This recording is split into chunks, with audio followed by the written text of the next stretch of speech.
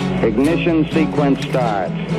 6, 5, 4, 3, 2, 1, 0. Liftoff. We have a liftoff.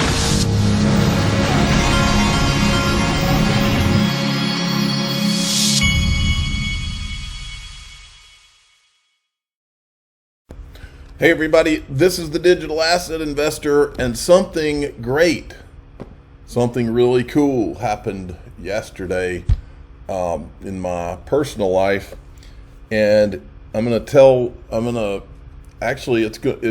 going to begin a 40-day journey, and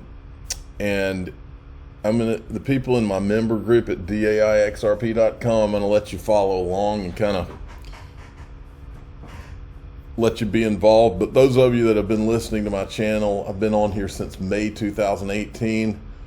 You'll totally get where I'm coming from, what's going on, and it's gonna be pretty interesting, and hopefully it ends the right way. I wanted to mention Link2 has just hit a milestone. Private market, 500,000 users on Link2. That's a crazy number right there. And it's just as a reminder, Link2 said they're going to go IPO in 2024. They didn't say we might go IPO in 2024. They said we're going IPO in 2024. And so what that means is that you can, if you're interested, they've got Link2 private equity on their platform now, if that's something that you're interested in and you're accredited. Okay, check this out. This is Max Kaiser telling you why he thinks Bitcoin is a superior form of money than gold. Matter of fact, let me explain why Bitcoin is a superior form of money than gold. Okay, I'll do that right now. Both fiat money and gold are inferior to Bitcoin for one very simple reason, that with a Bitcoin transaction, it is also simultaneously the settlement. You don't have that with fiat, you don't have that with gold. If I do a transaction in gold, the gold has to be verified. If I do that in fiat, that fiat has a verification level, and we see that in the repo market. Because banks don't trust each other, repo rates are skyrocketing because you have to settle these trades. Until a trade is settled, it doesn't really count. With Bitcoin, when you do a Bitcoin transaction, the transaction is the settlement. It is the settlement. That's what makes it better money than gold or fiat. It's just as scarce, it's just as divisible, it's just as portable, it's just as desirable, except it has a built-in settlement layer. It is part of the transaction. That's what these freaking guys don't understand. Like, Peter Schiff, he's completely So does XRP, but it's faster. Cheaper. When it comes, because he's never spent even 5 minutes looking at it. He just mouths the same thing over and over and over again. He's an uninformed imbecile. He's an imbecile. I gotta get you both. Imbecile. This guy's a showman, but he's wrong on that. Look, you know what the real solution is? Why not own a little Bitcoin? But then Bitcoin is never going to be better than gold. So God's money, folks, please. I have physical gold. I have 1 Bitcoin, maybe a little over 1 Bitcoin, just to have one.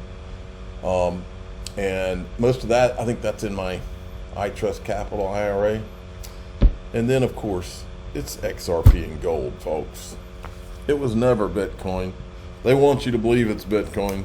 And I'm not saying Bitcoin. I'm not saying they won't allow Bitcoin to live, and I do mean allow. And if they do allow Bitcoin to live, it'll go up a lot and all of that. But it was never Bitcoin. It was XRP. And probably XLM too. All right.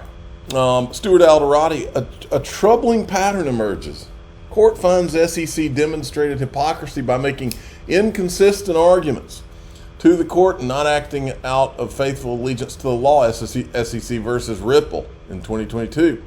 Court agrees the SEC defaulted on its duty to respond in good faith to Coinbase's petition for crypto rulemaking. That was 2023. Court finds that SEC's inconsistent treatment of similar products is arbitrary and capricious. Grayscale versus SEC 2023. Court, and this is the good one, court orders the SEC to show cause why it should not be sanctioned for making false and misleading representations to the court. SEC versus Debtbox 2023. Now, sanction, folks. You know what a big deal this would be, folks, if Gary got sanctioned. Now, watch what happened after that tweet. John Deaton says, quotes that, and he says almost every single court that has dealt with the SEC in the last 3 years has called them out for lying. This is the real question for me. Patrick McHenry, everybody in Congress, I believe our Congress has been hijacked. I don't think we have more than I don't even think it's 1/10 are good guys. I think they're compromised, blackmailed, bribed, you name it.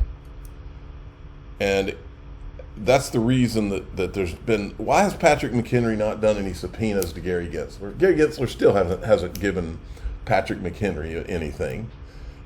Patrick McHenry's been talk. Now, but the interesting thing here is who replied to John Deaton. He says, this is Mark Cuban. He says someone needs to go FOIA madness on them. That, if I've ever seen a hashtag, it's hashtag FO, that's Freedom of Information Act request, FOIA madness. That's the hashtag, folks.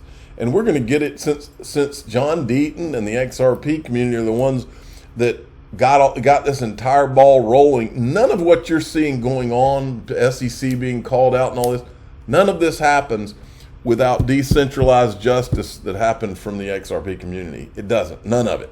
Okay?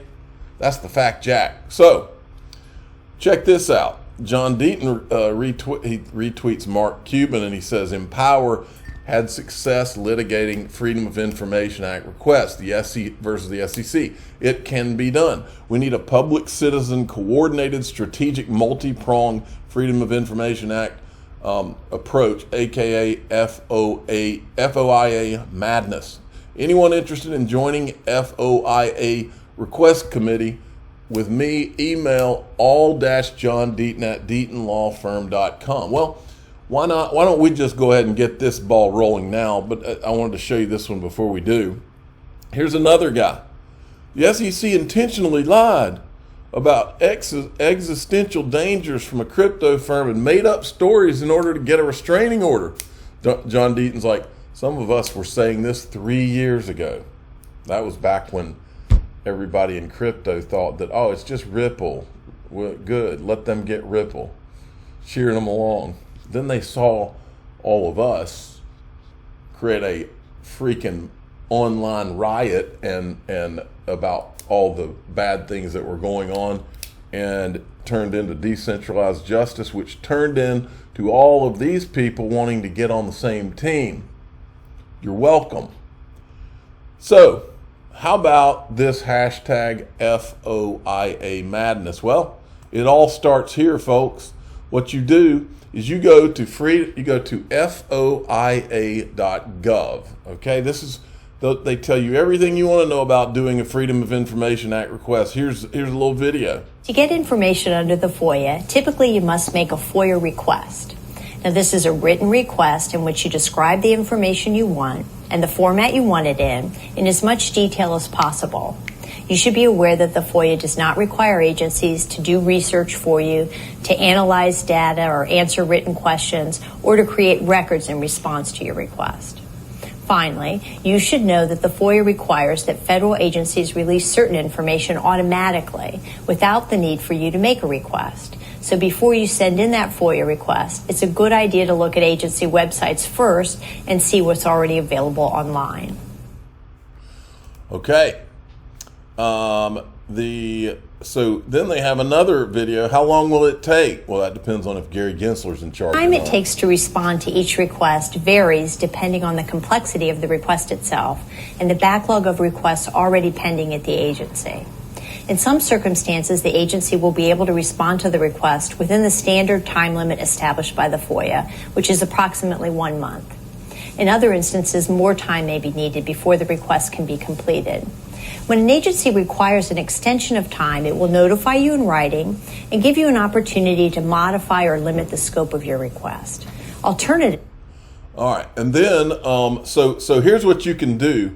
If you go to Google, just go to Google and type in SEC FOIA request. And the SEC has an actual page, and when you get there, you can click on the Submit an FOIA or Privacy Act request. They've got a form. You fill out the form, and that is your Freedom of Information Act request, okay? What we need to do is come up with a list of all the things. Like, I'll just give you an example, okay? How about, here's an example of one we could do. How about actually, Ashley Prosper did one where she asked for all the communications between, I believe it was between JP Morgan and the SEC. Well, they have strung Ashley Prosper along over and over and over. Well, if we flooded them with not just one for something like that, but how about all of the communications between Bill Hinman and anybody in the private sector while he was at the SEC? How about any communications between Jay Clayton and private industry, or Andreessen Horowitz, between Andreessen Horowitz and Jay Clayton, or Andreessen Horowitz, and we can go through the entire ETHgate timeline and come up with 1,000 Freedom of Information Act requests because we know what these people did.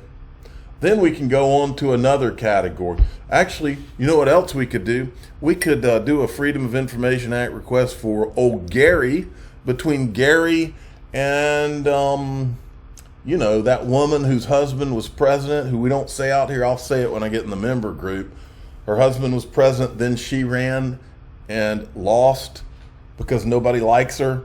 That woman, how about those kind of requests? There's all kinds of requests we could do. So use your imagination. Einstein said imagination is more important than knowledge. Then we've got this. Brad Garlinghouse is going to be keynote speaker, Boston Institutional Digital Assets Forum, December 4th, 2023. We're going to want to see that. This is a video that Ripple put out yesterday. I am not known for being brief, but it is a good challenge I'm up for. Hi, my name is Brad Chase, and this is Crypto in a Minute. Liquidity absolutely impacts institutional adoption. So institutions, larger financial service businesses, banks, corporates, whatnot, they're going to need to be transacting and moving value in large sizes, more frequently, and importantly, running a business, they have high demands for uptime and availability. So they need to be able to meet the needs of their customers. That means they need consistent supply of crypto liquidity to facilitate that value movement. So if you're building a business and you're an institution that wants to adopt crypto, enough liquidity is crucial for you to be able to enter the space. Of course, the flip side of that is as institutions enter the space, that's going to draw more liquidity into the space. So that's because that large demand need can be met with supply. And so as you have more and more of that supply, you get a nice flywheel effect where more and more institutions adopt, they provide some liquidity, others come in to meet that liquidity need, and it grows and grows and grows. So crypto liquidity, absolutely essential for the adoption of crypto. Thanks.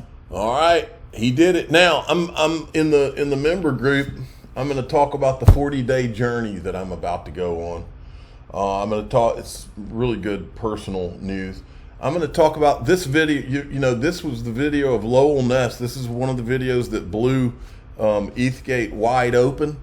This video I broke on Twitter at the time. I think it was Twitter at the time. But anyway, I'm going to show you where I got this video. This is a story I think I told it at the time, but it was kind of under the radar because the where I got it was not like in the XRP community technically. Then I'm going to show you how our Congress has been completely hijacked and has been taken over by bad guys. I'm going to show you what happened, how bad this censorship communist thing has taken over. I'm the digital asset investor. I'm not an investment advisor. This is for entertainment purposes only.